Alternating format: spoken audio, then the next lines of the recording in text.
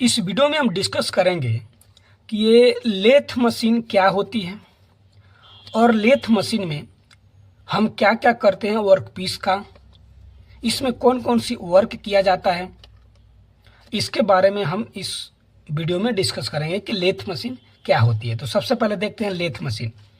ये जो lathe machine है यह एक उपकरण है या ये कोई मशीन है जिसका उपयोग हम वर्क पीस को एक जगह पर फिक्स करके उसको रोटेट किया जाता है, उसको घुमाया जाता है ऑपरेशन के दौरान। मतलब उस वर्क पीस में कुछ काम करना होता है तो उसको वहाँ पे फिक्स करके उसको घुमाया जाता है। जैसे कि उसमें जब हम वर्क करते हैं तो उसमें वर्क हम क्या क्या करते हैं। जैसे मान लीजिए ये कोई वर्क पीस है, इस वर्क पीस में हम इसमें क्या क्या वर्क करेंगे। तो लेथ जो मशीन होती है, इस लेथ मशीन में इस वर्क पीस में हम टर्निंग करेंगे, फेसिंग करेंगे और थ्रेडिंग करेंगे। उसी को हम लेथ मशीन कहते हैं। एक बार और देखते हैं लेथ मशीन क्या है।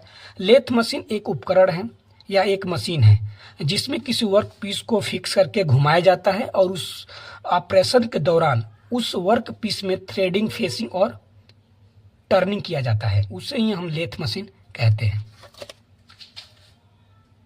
अब देखते हैं कि जो ये लेथ मशीन है, इस लेथ मशीन का प्रिंसिपल क्या होता है।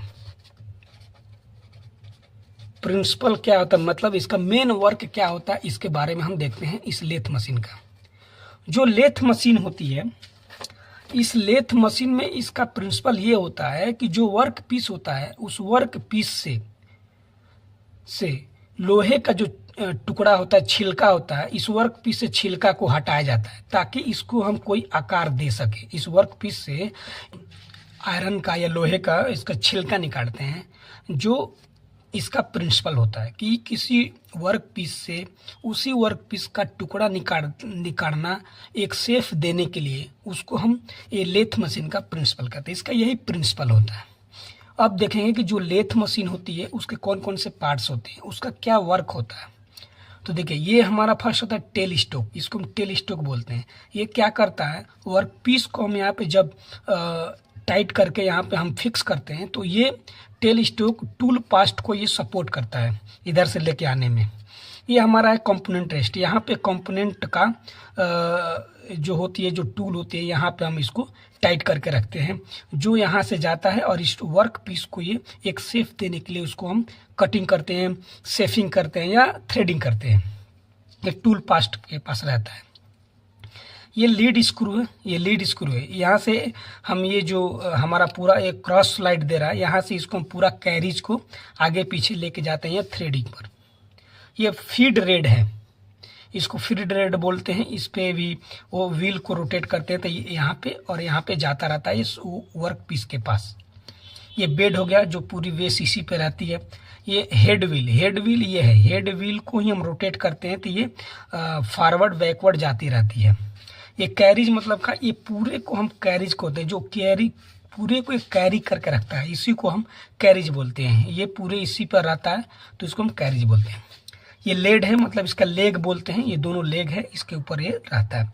ये क्रॉस स्लाइड है। ये क्रॉस स्लाइड मतलब आगे और पीछे जाती रहती है, इसको हम क्रॉस स्लाइड बोलते हैं। हेड स्टोक में हमारा गियर बॉक्स होती है। इस चौक को रोटेट करने के लिए यहाँ के कनेक्शन होते हैं और यहाँ पे हमारा वर्क पीस रखता है। ये चक होता है, ये चक में ही हम वर्क पीस को यहाँ पे टाइट करके रखते हैं।